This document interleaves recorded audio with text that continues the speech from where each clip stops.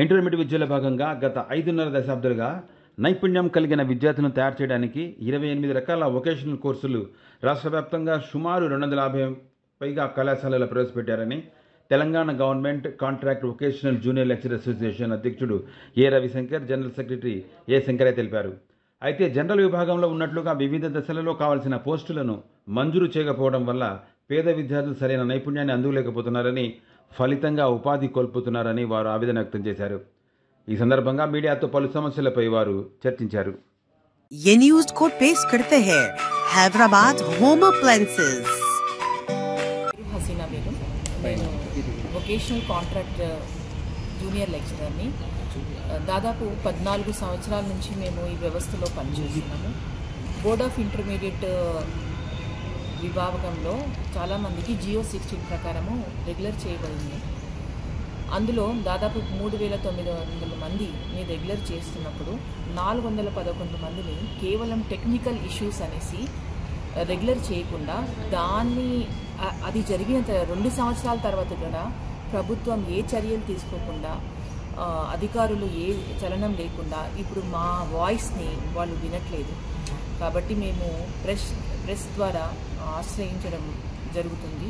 ప్రభుత్వాన్ని మేము ఒకటే కోరుకుంటున్నాము, లీగల్ ఫైట్. ఇప్పుడు వెళ్ళి శాంక్షన్ పోస్టులు లేవు మీకు, మేమందరం క్వాలిఫైడ్ లెక్చరర్స్, క్వాలిఫైడ్ అయ్యి 15 సంవత్సరాలు ఒక వ్యవస్థలో ఉండి స్టూడెంట్స్ని బోధన చేసి వాళ్ళు ప్రభుత్వ ఉద్యోగులని సంపాదించుకొని ఉన్న వ్యవస్థలో ఈరోజు మేము శాంక్షన్ పోస్టులు లేవు మీకు.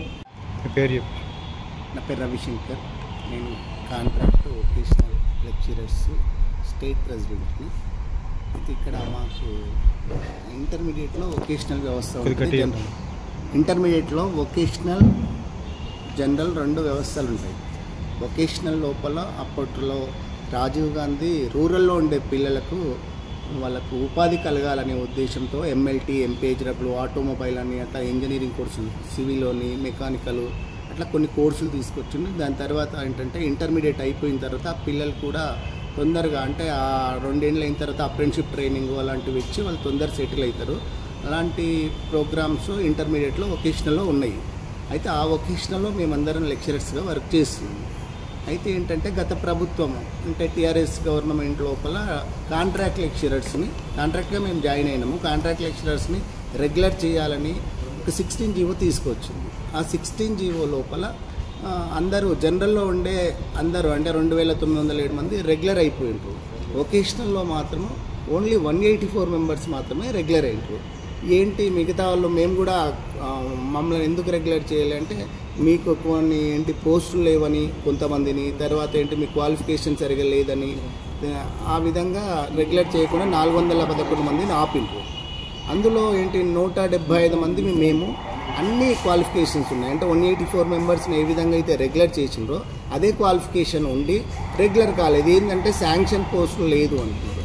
శాంక్షన్ పోస్టులు లేకుండా ఉండడం ఏంటి సార్, మేము 2000 నుంచి వర్క్ చేస్తున్న వాళ్ళు కూడా ఉన్నారు. అంటే కాంట్రాక్ట్ వ్యవస్థ స్టార్ట్ అయినప్పటి నుంచి కూడా వర్క్ చేస్తున్న వాళ్ళు ఉన్నారు. తర్వాత 2, 3, 4 అట్లా వర్క్ చేస్తున్న వాళ్ళు ఉన్నారు అప్పటి నుంచి. కాంట్రాక్ట్ 16 జీవో అనేది కాంట్రాక్ట్ వ్యవస్థను రద్దు చేయాలి, మొత్తం అందరినీ రెగ్యులర్ చేయాలి, ఆ వ్యవస్థ ఉండకూడదని చేసి మళ్ళీ కాంట్రాక్ట్ వ్యవస్థలో ఉండేటట్లు చేసిండ్రు. అంటే మేమేంటి అప్పటి నుంచి వర్క్ చేస్తుంటే పోస్టులు లేవని, శాంక్షన్ పోస్టులు లేదని ఆపినారు.